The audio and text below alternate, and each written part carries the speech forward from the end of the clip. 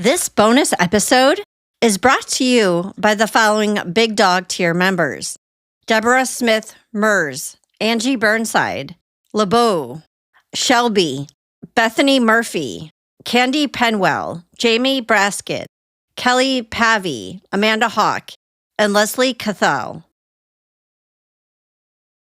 Are you looking to be more involved in the Dog Pound community? If so, please visit patreon.com/dogwithabone. For just $1 a month, you can help support Dog with a Bone's mission. Please visit our page to learn about the multiple tiers that will give you access to behind-the-scenes content, outtakes, documents, photos, videos, and live monthly events with me. I thank you for your continued support and consideration. Warning, this episode contains adult content and listener discretion is advised. All views and opinions expressed by Dog with a Bone guests are their own and do not necessarily reflect those of the host or the contributors.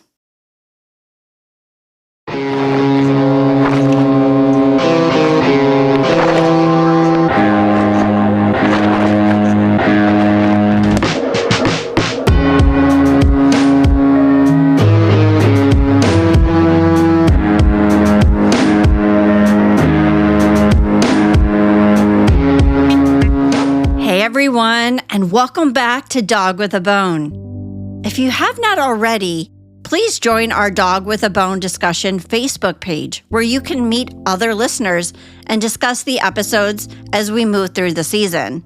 There will be a ton to talk about. Also, if you haven't already, don't forget to subscribe to Dog with a Bone on Spotify or wherever you listen so you get notified when episodes are released.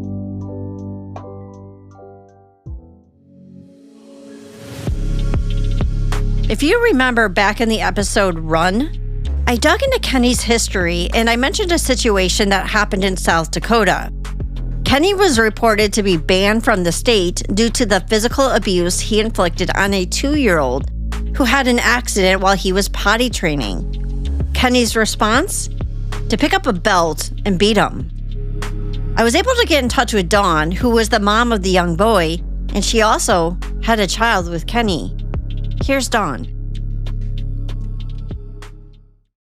I met Kenny. Oh gosh, I worked with his sister, Trisha, at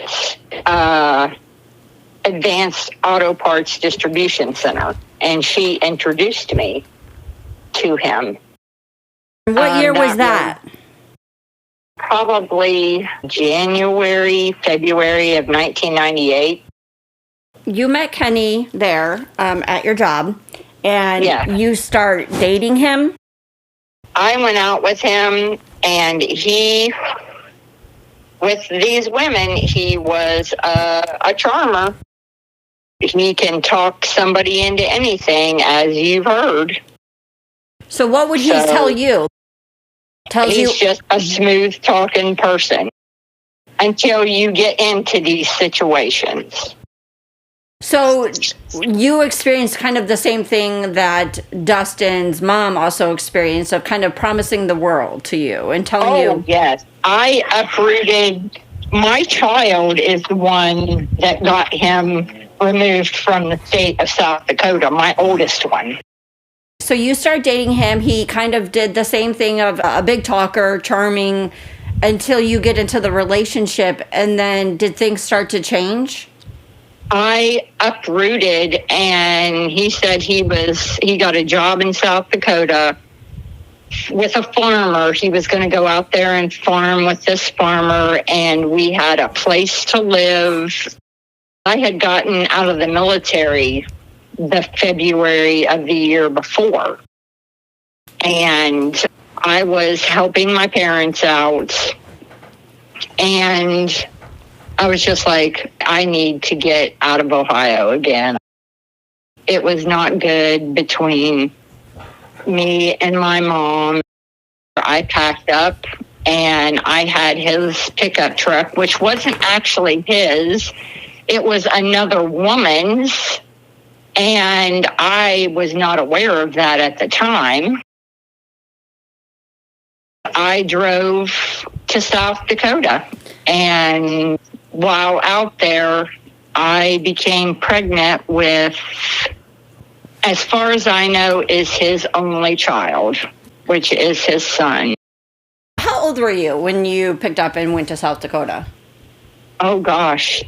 I was 28. You picked up and you moved. Was Kenny already there, already established? And Yeah. Okay. Yeah. He was already there. You're 28 years old. You get to South Dakota. You both are living together in South Dakota at this time? Yes. I job at the little convenience store that's right probably 500, 700 feet from the house we're living in. We're living in the basement of this house. It has a kitchen. It has its own bathroom. It has bedrooms. It has a living room. Yeah. So it's like a little apartment underneath. Yes. How old is Kenny at this time? Is he older than you? Same age? No, Kenny is younger than me. I was born in 70. He was born in 71. So. Okay. So he might have been 27. Yeah. You get there and you start living your life. Yes. Is there any abuse going on, any red flags going on before you get pregnant? Not that I'm aware of, no. Do you get married to him? Oh, no. What was Kenny's reaction to finding out you were pregnant? He was ecstatic. Because at the time, there was no one to carry on the Mossbarger name. His brother Brad had not had a male child at that time. He just had girls. So Kenny, big macho man who's very narcissistic, is very excited about having a son. Yeah. Tell me when things started to change. Things changed as while we were out there. I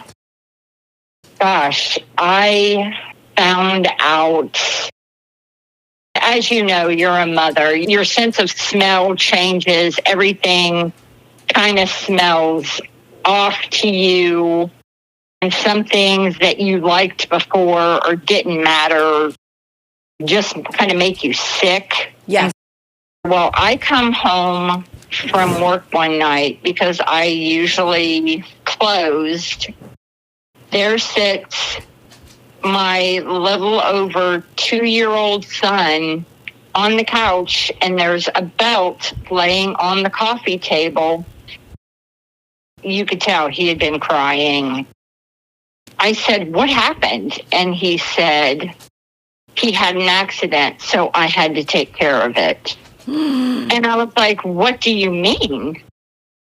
I picked him up and I looked, and he was just in pain. And I pulled his pants down, and his back and his legs were just black and blue.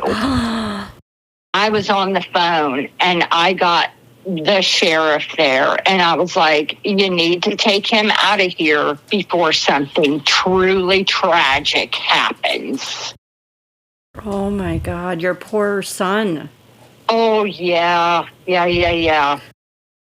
So you're gone, and Kenny is responsible for his child, his son. There was a little girl that would babysit. She was the best with him.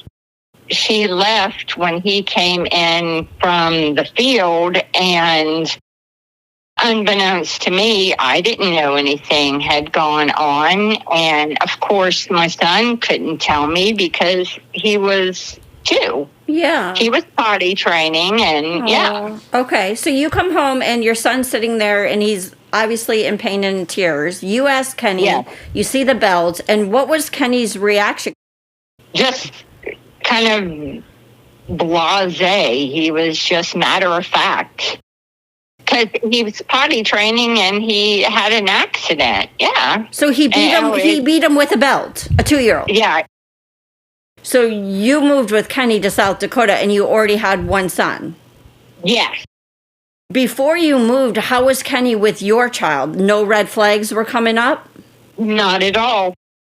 And so you go to South Dakota, you come back, you're pregnant with Kenny's son. Yes. You come in and find that your son is crying and in pain and sitting there, and you see a belt on the table. Yes. And then Kenny said, I had to take care of it. Yeah. Wow. And I was out of my mind. I can't even imagine. I can't even imagine. So you get on the phone, you do what a parent should do. You get on the phone and you call the cops. Yes. They come immediately because Presho, South Dakota was a town of like 602 people. And so they show up, and what do? What's Kenny's reaction? Not too much of anything. So they arrest him. Yes. Was he fighting with the cops when they showed up? Nope. He just sat there. The cops look at your son and they say, Holy Toledo. Yeah. They took pictures of him and everything, and I'm hysterical, and I don't know how to console him. Oh. I don't know how to make him okay because I have let him down. I didn't protect him. But you didn't know, and right when you found out, you did, and that says more than what even Marianne did. So the cops come, and Kenny really doesn't care. Is that fair? Yeah, pretty much. The cops arrest him. They handcuff him? Yes. They take him, and they arrest him. What happens at that point? I don't remember if they had a jail, but they had a little motel there. And that's where he stayed until his family came to get him. So tell me about that. Who came to get him? His mom, his dad, and I don't remember who the other person was, but they brought a trailer and took the truck with them. So I had to pack up everything that I took that we had and ship it back. And then my son and I, we rode a Greyhound bus for 34 hours back to Washington Courthouse. Oh, my goodness. Is it possible the other person who came was Mike Stiegel, his brother-in-law? Yes, it's very possible. Because I heard that he did show up. Yeah, it's very possible. I wasn't allowed to be around. So I reviewed the court documents. It looks like he pleaded not guilty to the charges. Yeah. It got bumped to, I believe, a misdemeanor. And I have no idea any of the information about any of it. They didn't call you and find out what you want to do, or? Nothing. No, all I know is that his parents and Mike came to get him. They loaded up his things and his truck, and off they went. All I knew was that he was banned from the state of South Dakota for life. How do you know he was banned? That's what I was told. And do you remember who told you that? He did. Kenny did? Mm-hmm. What did he say? That was it. That's all he said. He said, well, I can't ever go back out there. They've banned me from living there. So after this incident, you talked to Kenny again? Yeah, he was there for his son's birth and everything like that. So you came back on Greyhound. Kenny came back. And did he go back to Washington Courthouse too? Oh, no, he went to Jeffersonville to his parents' house. So then you're still pregnant, and you come back, and do you get back with Kenny? Eventually, after the baby is born, we get a trailer in Bloomingburg. I think I went back to work at Advance, and he went to McKesson, I'm pretty sure. Okay. And that's where he met Dustin's mom. When you talked to Kenny again, for the first time after this incident, and he said he's banned from South Dakota. Yeah. Did he say he had to do anything? He did not give me any description of anything whatsoever. He just said he was banned. Tell me about the incident with the car. I had to go to work. He didn't come home that night. Sometimes that was a thing, and I was just like, I had had enough that day. We had one car.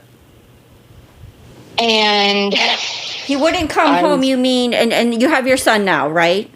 Yes, okay. I have both of them. Okay. Yes. And he wouldn't come home at night, meaning he was out all night with somebody?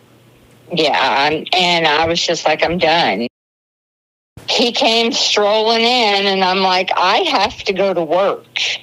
And it was an older Mustang, and he had put air shocks on it. He sat down in his recliner, and he's just chattering. So I just jumped on top of him, and I'm punching him in the face. He calls the sheriff. Well, the sheriff shows up.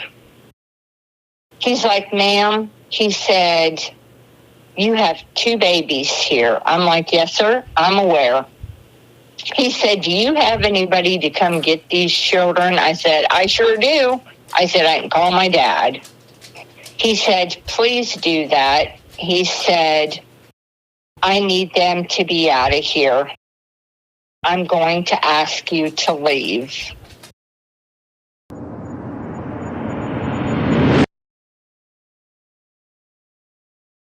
So they're telling you have to leave?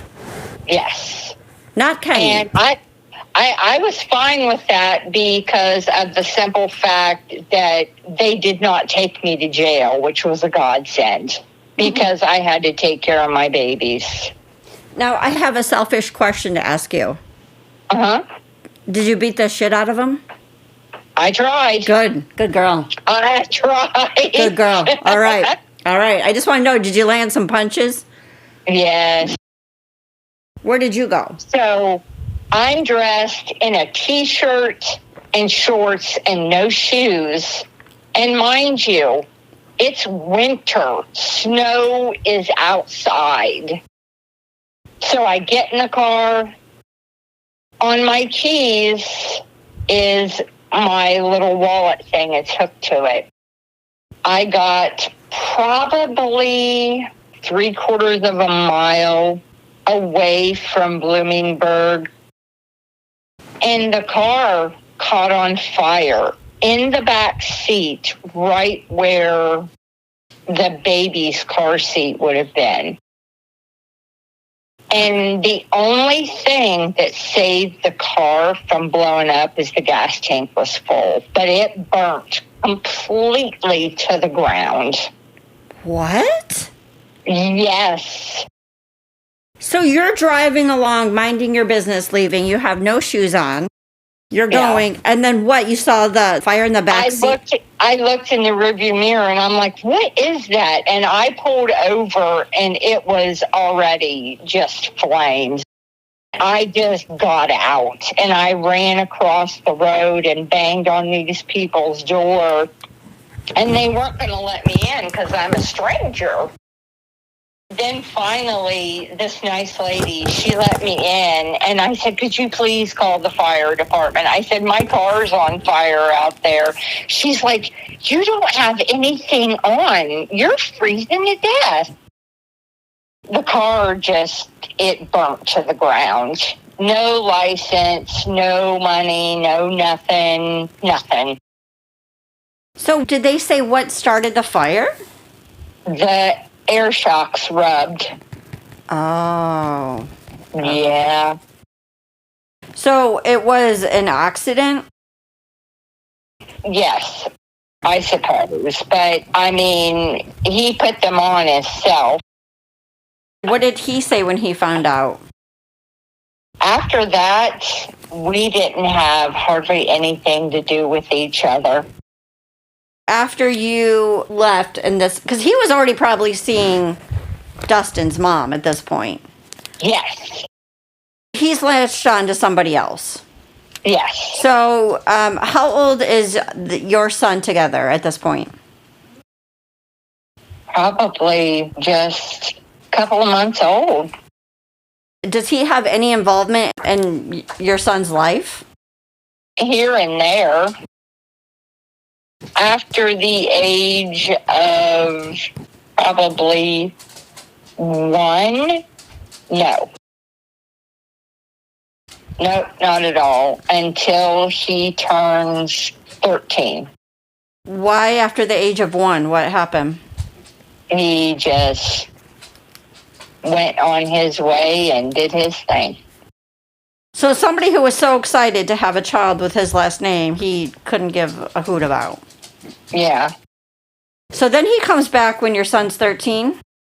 I had gotten married. The man I was married to had been in our son's life since he was 2. Oh.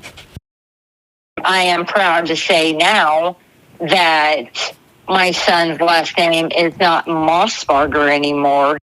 Once he became an adult and could make the decision for himself, he has been officially adopted. Oh. So his last name is not the same. Wonderful. That's amazing. Because he chose that because of the affiliation. He said if that man was laying in the road on fire, he wouldn't piss on him to put him out. Well, I think that's a consensus. Oh, it is. Yeah, it is. Good for him. So is your son, who he beat the living heck out of for having an accident, how's he doing? Oh, he's amazing. He doesn't obviously remember this at all. Yeah. Okay. With his own son, at 13, he took custody. The judge granted him custody. It was not anything that I had done, but it was a child who said, I would like to experience what it's like to live in that world and just see what it's like. And the judge said, okay, you can have custody. I tried to tell him what he was going to get into, but ultimately I was like, it is your decision. I cannot hinder that.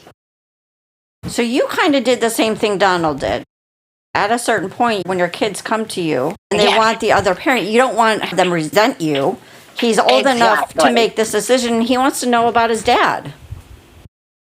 He has to find out on his own. What happened at 13? Did he go live with Kenny?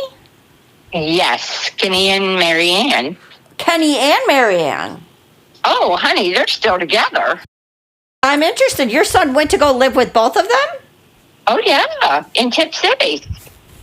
Okay. Now, tell me, is this before or after Mackenzie? This is after.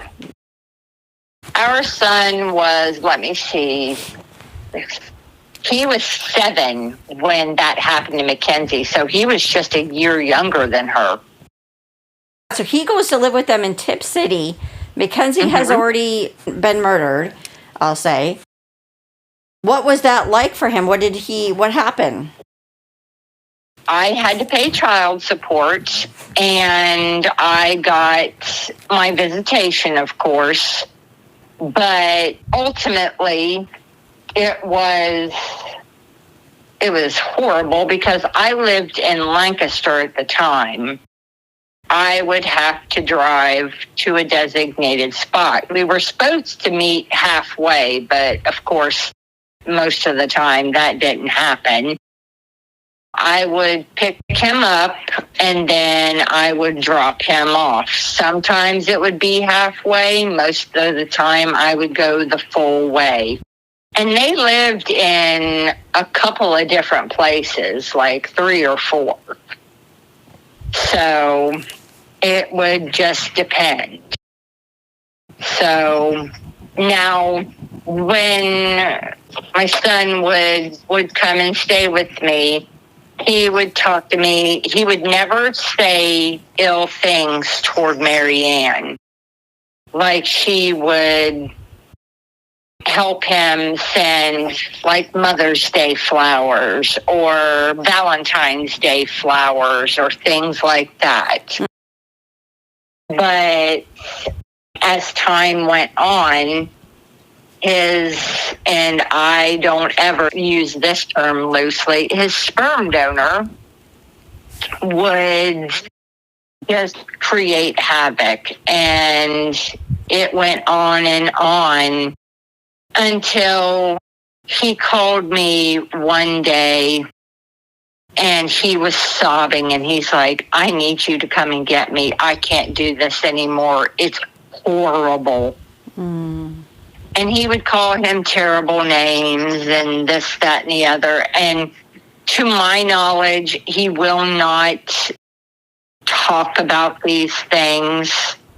But I don't know if there was physical abuse. And 999% of me is going to say, yes, there was.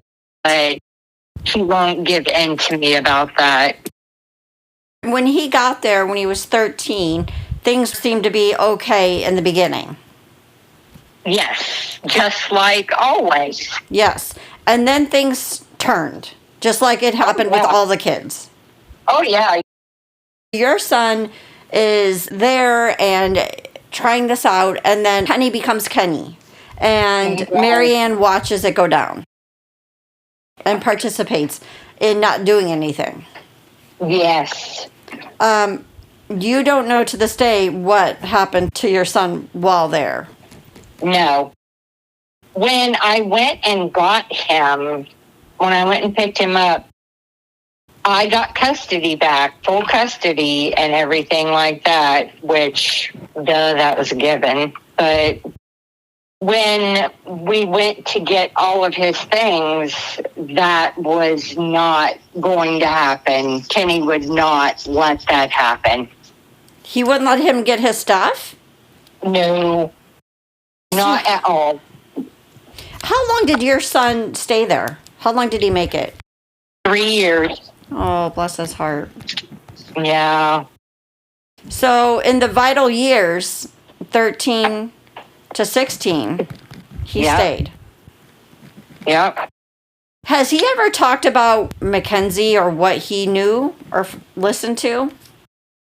No, he just says that he hopes that he rots under the prison and that he burns in hell for it.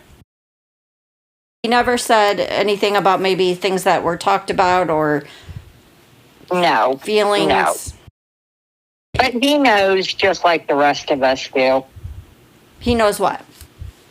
That he's guilty. There is no doubt in my mind whatsoever that he did this. Why do you say that? Because he's just that type of person. To start a fire and kill a child? Just if he doesn't want someone around, then yeah. When we heard about this, I was like, well, yeah, we know that's why I told Donald, I said, call South Dakota. When you mean that he doesn't want someone around, he then tries to get rid of them? Yeah, if he's with someone, he just wants that person, not any extra. Any extra kids? Yes. But that's just that's fodder. They just have to have their time, and that's it. But even to his own son. Yeah, because it's an inconvenience. Now, what do you have to say about the sexual assault? Have you had any knowledge? That I do not know about. Would you put it past him? I wouldn't put anything past him. Because I have reports of him making Mackenzie have to kiss him to get clothing, but I also just wonder if that's just him being that cruel and that narcissistic, that evil. Yeah. What's your son's relationship with Kenny now? There is none. There was none. The day that I took him away, it ended, period. You don't speak his name. You don't talk about him. Nothing. He does not exist. Is that when he changed his name, or did he change it when he was 13? No, he changed it just last year. Oh, so just recently. Yes. I would just like, again, this is about Mackenzie and getting all these kids justice too who were abused by him and Marianne. But again, it shows patterns. You know, we have Dustin, we have Mackenzie, we have Harrison, we have a couple more people that I've talked to, and it's just, you know, I'm just curious as to the life environment, the day-to-day between Marianne and Kenny after the fire, and he was there. So did they ever talk about it? Did they ever acknowledge Mackenzie? Did they, you know, did he ever have interactions with William, the brother? Yeah, it just with the things that went on, he has put that part of his life well behind him, and he has buried it. I asked Dawn if she had any interactions with Mike Stiegel. Oh, yeah, I met them all. Did he cover for Kenny a lot? They all covered for each other. Would Mike get Kenny out of trouble? Yes. And what baffles me is that if he has 9 DUIs, how does he have a CDL? Because the DOT is stricter than the BMV. I've wondered that as well, and I wonder too if reports haven't been filed. Yeah, because that's astounding. Was he a big drinker when you were together too? Oh, gosh, yes. And tell me this. Did he have hearing aids when you were together? Yes. Okay, how deaf was he? He was pretty... Oh, bad. He always talked so loud, and I was like, geez, oh, Pete, we're all right here. My grandfather was like that, and he didn't like to wear his hearing aids because when you got close to him to hug him or whatever, they would hum. So, was Kenny born deaf? No. What happened? It was just progressive with loud noises and things, I believe. I'm not really sure. And he took his hearing aids out at night? Yes. Because it's not natural for a person to sleep with hearing aids in. Not at all. And he had them in out of the fire. Yeah, no, you don't sleep with them in because you risk losing one or something like that. And I have hearing aids myself. So, no, you don't sleep with them in. Right. And so, I mean, that just goes to show, too, that his story is nonsense. Dawn and I wrapped up our call, and I was so grateful that she decided to talk and share her truth with me and you. Again, we have another child who was physically assaulted by Kenny, and nothing ever happened to him. No consequences.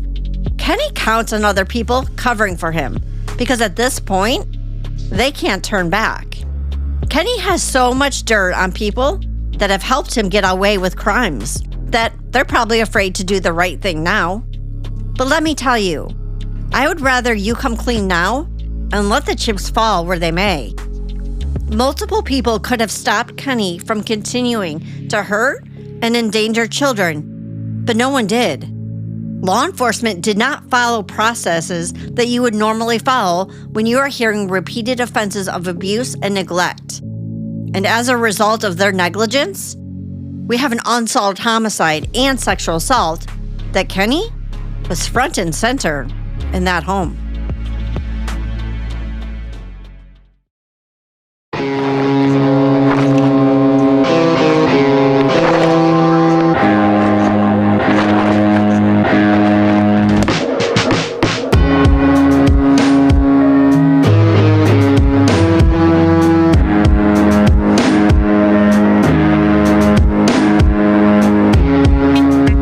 Next week, we will not be releasing a regular scheduled episode, and we want to wish everyone in the Dog Pound a happy Thanksgiving. We will be back December 3rd with part 2 of season 2, The Investigation. Dog with a Bone is hosted by Melissa Sandberg, investigated, produced, and written by Melissa Sandberg. Additional writing by Caitlin Sandberg. Edited by Jason Sandberg. Mixed and mastered by Morrow Mixing and Mastering. Theme music by Alex Yukich. Dog with a Bone is a Sasquatch production.